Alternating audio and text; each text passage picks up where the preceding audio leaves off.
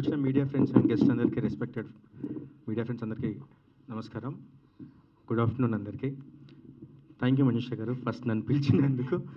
And ఒకటి ఇప్పుడు ఈ సాంగ్ చూసినప్పుడు ఒకసారిగా షూట్ అంతా నాకు గుర్తొచ్చింది.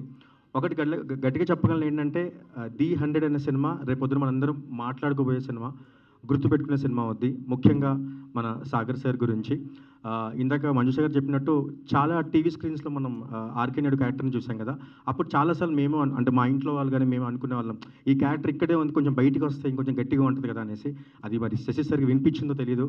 అది వినిపించినట్టుగా ఇప్పుడు విక్రాంత్ ఐపీఎస్ అనే ఒక క్యారెక్టర్తో మనకు పెద్ద స్క్రీన్లోకి రాబోతుంది.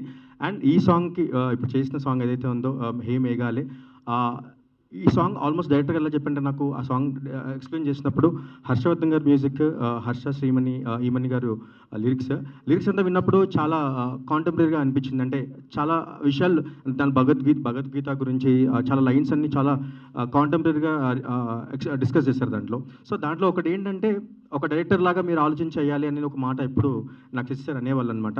Sir thank you sir. నాకు అంటే నేను చేసినప్పుడు చాలా మౌంటర్ సాంగ్స్, లవ్ సాంగ్స్ చేస్తున్నాను. రీసెంట్గా కోర్ట్ కానీ ఇవి చేశాను. కానీ ఇలాంటి ఒక సాంగ్ నన్ను నమ్మి ఇచ్చినందుకు చాలా థ్యాంక్ యూ సార్. అండ్ ముఖ్యంగా వెంకీ సార్, రమేష్ సార్ చాలా thanks.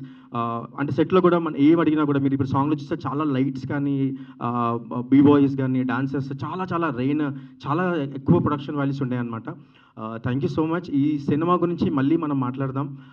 Thank you so much sir. Thank you for the opportunity. Thank you.